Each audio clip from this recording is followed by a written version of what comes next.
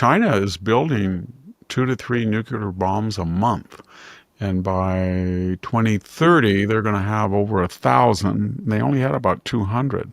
And their goal is to get 6,000 or 7,000 nuclear weapons.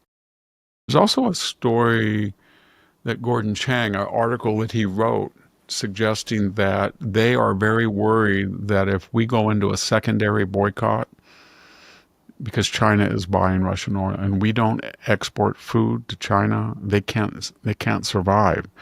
They may be the world's greatest food producer, but they're also the greatest food importer for their 1.4 billion people. So they are doing two things, he says, Gordon. They're stockpiling food, and they are sending exotic diseases through their agents into the United States.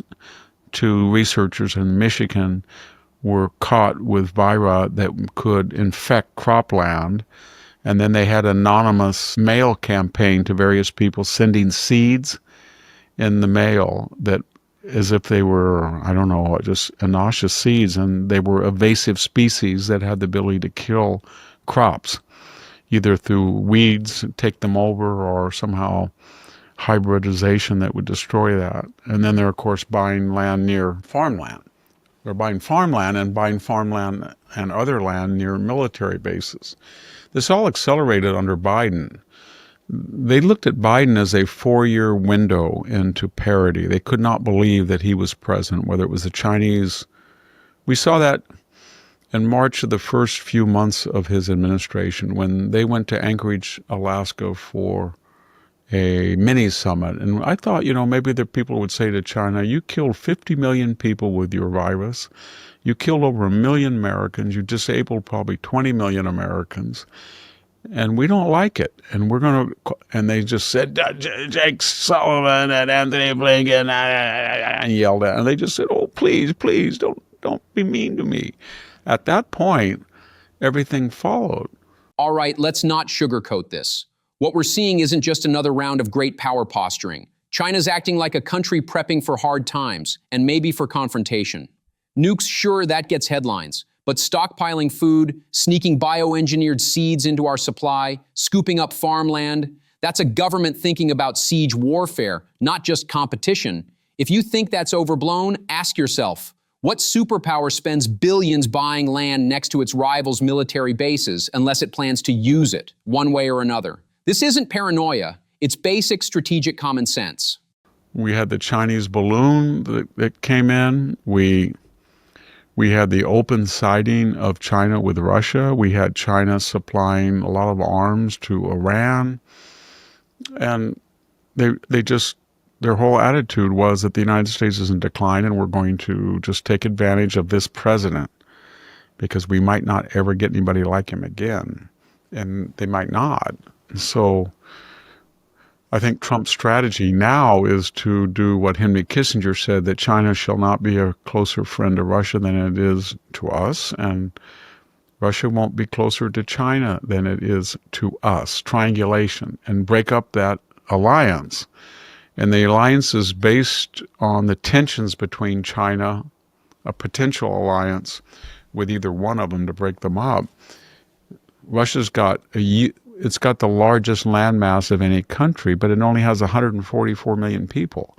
China has a landmass about the size of our country, but it's got 1.4 billion. So it's over 4 times the size of the United States population.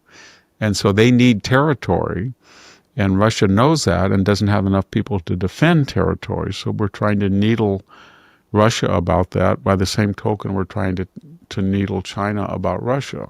You want to know how bold China feels right now? Just look at the stuff they're doing in plain sight. Spy balloons, public military deals with America's enemies, brazen tests of our resolve. The old rules don't apply because they've done the math. The West is distracted, maybe even divided. This is where things get dangerous. It's not just about big armies. It's about what we don't see coming. While we're arguing, China's planting sensors, hacking fiber, and, sometimes disguising intelligence assets as fishermen. The real contest now is for vantage points, land, sea, tech. And if we keep thinking this is a problem for next year, we're giving them the head start they want.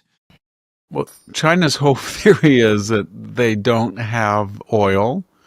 They don't have natural gas. They have some oil, 6 million barrels a day or something.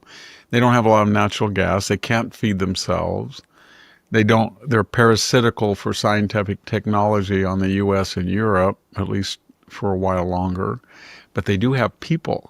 So their attitude is, we got all these people, let's use them. So let's send 300,000 students to the United States and make everyone a potential spy. By law, they have to report back when they come home what they found, what they saw, what they know about the United States. And let's put them on ships, and let's have the Belt and Road, the Silk Road, let's put them in every port. If you look at a map of the choke points being places in a time of existential tension, you could cut off the world's commerce.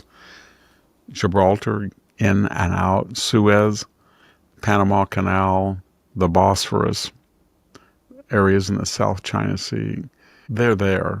They either are they're either operating the port themselves or they're in a partnership. And they have trawlers and tankers that we've always said were dual use. That they're stationed there, tankers and cargo ships, and they're able to be outfitted with weapons and missiles. It's just a way of using their population in a time of crisis. All of a sudden, China's are everywhere. And I don't think that our intelligentsia understands that. I think partly because China's given so much money, I think $500 million in the last 2 years to universities here. They flooded the zone with 300,000 students. They've brilliantly tapped into the yellow peril racism of the 19th century and said the Americans are racist. They've used DEI to say they were, part of the DEI exploited minority in American history. They do all of that, and the result is to create a landscape in which they're not treated the way they should be treated. Well, it's China. We were an ally of them in World War II. Mao was an aberration, whatever. But if we were empirical, we would say this is an existential threat to us. They hate our guts. They want to destroy us. And we have to be very careful with them because they're insidious. If I'm blunt, it's astonishing how slow America's elite has been to call out what's happening. Does anyone honestly believe China dumps hundreds of thousands of students into our universities just for education? Please. They want access, influence, leverage. They're prepping for scenarios we haven't even imagined, as if the old Cold War amnesia is some kind of strategic virtue. Half the country's ruling class is still stuck in the 1990s, thinking economic ties lead to friendship. No, they breed dependence and vulnerability. We need to treat this as a direct challenge, because that's what it is. The time for polite denial? That window closed yesterday. If you value honest analysis and real conversations, make sure to subscribe, hit the like button, and share your thoughts in the comments.